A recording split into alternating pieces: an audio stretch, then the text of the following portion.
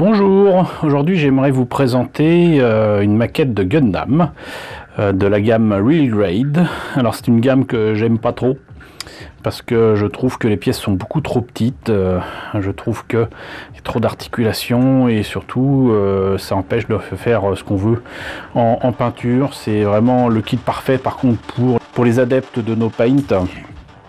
Mais cela dit, je pouvais pas m'empêcher de vous présenter tout simplement parce que mes amis de Bandai m'ont envoyé cette maquette, donc il me faut vous la présenter. Donc il s'agit de l'Unicorn Gundam en Real Grade O144 donc, et a priori ce kit est donc transformable, c'est-à-dire qu'on peut l'avoir dans une version et une autre, celle qu'on voit d'ailleurs à Odaiba si je me rappelle bien. Cette île artificielle dans la baie de Tokyo et qui est donc le nouveau Gundam qui a remplacé le RX-78-2 pour les 40 ans de Gundam.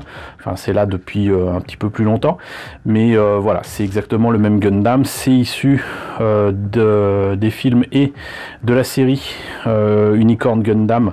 Si vous la connaissez pas, bah, je vous la conseille, c'est quand même techniquement quand même assez poussé et c'est disponible légalement de toute façon, si je me trompe pas, à la fois sur Netflix mais surtout Crunchyroll.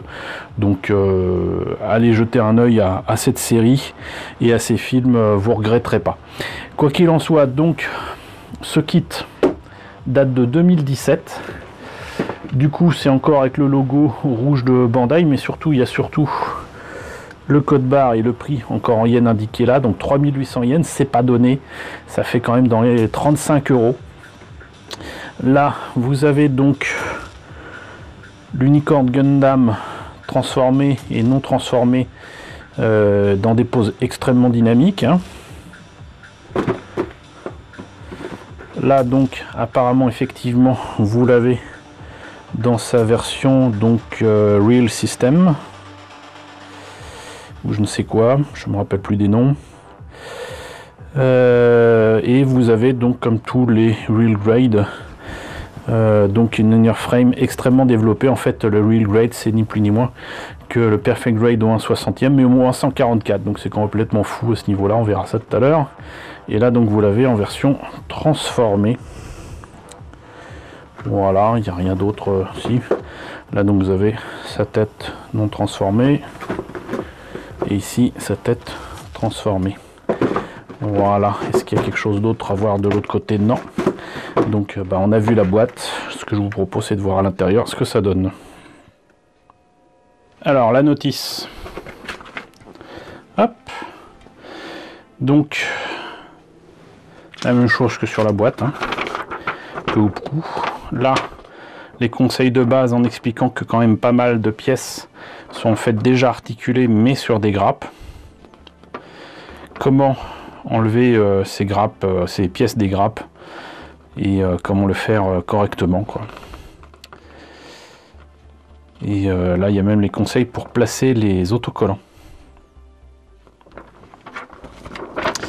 Les pièces en présence, aucun X nulle part apparemment. Et là donc petit historique de l'Unicorn Gundam. On commence assez étrangement par les jambes.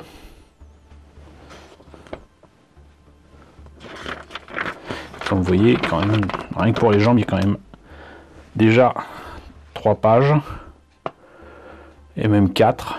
Ensuite, le bassin. Hop. 2 pages. Enfin, 1 page et demie. Le torse.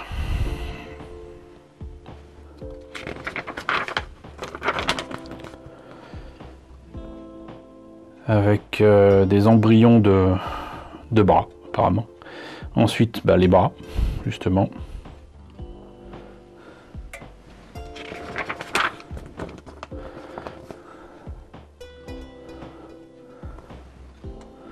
Les épaules. Ce que ça va donner une fois terminé avec les armes.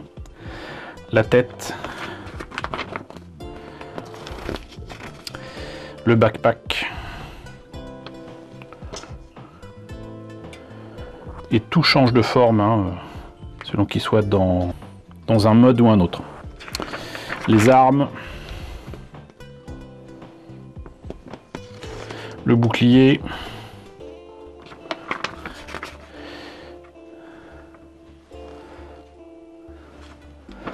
on peut le mettre sur une action base. Et voilà donc ce que ça donne au final. Qu'est-ce que ça dit là? The transformation from a unicorn mode to destroy mode. Ok.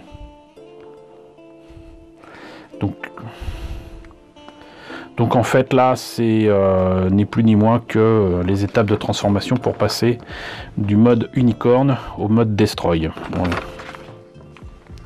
Là c'est pour placer les autocollants. Et il y a du boulot. Donc laissez-moi le temps de sortir les grappes de leur sachet et je vous montre tout ça. Bon, du coup j'ai un peu tout mélangé mais c'est pas grave. J'en profite d'ailleurs pour montrer ce qu'il y avait en fait dans la boîte. C'est en noir et blanc mais il montre quand même que on peut mettre certains HG avec, hein, en rapport avec Unicorn Gundam. Là c'est carrément la collection ou une partie de ce qui était proposé en high grade, donc au 144. Ici ça rappelle que ça existe donc également en high grade, sauf que le high grade n'est pas transformable. Et voilà. Donc qu'est-ce qu'il en est du coup pour les grappes? Vous le savez, donc il y a des grappes qui sont déjà articulées, et là non seulement elles sont articulées, mais en plus de ça vous avez dans les pièces articulées des pièces grises et des pièces roses translucides, et c'est complètement fou. Et donc une grappe à la Bandai, j'allais dire classique, avec des pièces bleues, des pièces presque grises marron et des pièces vertes translucides, oui, pour apparemment les yeux ou quoi. Monsieur Focus n'est pas très coopératif aujourd'hui. Beaucoup de pièces blanches, on s'y attend puisqu'on est dans les pièces translucides, donc les épées laser. Là vous voyez donc quand même la qualité des pièces, même les V-fines, ils les ont laissés quand même très pointus. Et ce qui est fou, c'est qu'apparemment on peut remplacer les pièces, c'est-à-dire que vous avez les pièces ouvertes, les pièces articulées, les pièces fermées pour le V-fine. Et ça c'est bien, ça c'est très bien. Faut juste y penser quoi. Voilà, donc là il y a une partie du buste, de la tête. Là, encore une fois, des plaques d'armure pour apparemment, je dirais, les genoux, les épaules. Ici, une bonne partie des plaques d'armure de la jambe et du bassin. Et là encore, vous voyez quand même la qualité, la finesse des pièces.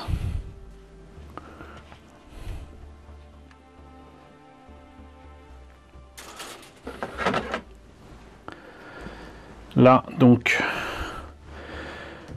les armes qui sont pas grises mais on dirait plutôt un marron, une sorte de marron, ça rend pas mal.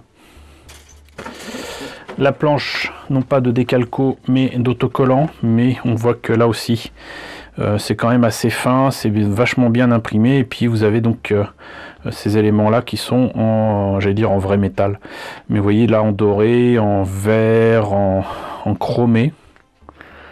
Et je pense que je les utiliserai de toute manière. Ici, une partie du bouclier, le reste des plaques d'armure, notamment pour le bassin. Là, ça doit être le reste des pièces d'articulation du inner frame. On voit même d'ailleurs les mains à changer, selon qu'elles soient fermées, en train de tenir une arme ou ouverte.